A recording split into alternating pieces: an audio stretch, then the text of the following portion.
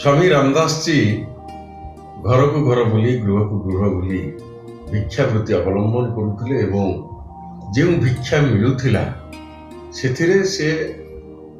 खाद्य प्रस्तुत करते। सन्यासी मान भितर जो लोभ न थाए, आसक्ति न थाए, मोह न थाए, तेणु धन संचित करवा, बहुत ख्याति अर्जन करवा ए सबरु ऊर्ध्वरे थांती जो माने वास्तव में सन्यासी। स्वामी रामदास जी यही भिक्षावृत्ति अवलंबन करने भितर गोटे घरे जाकि पहुंचुंट।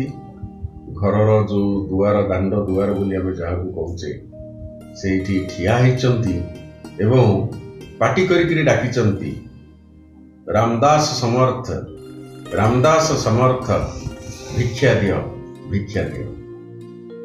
किसी समय पर से घर भितर जड़े महिला आसी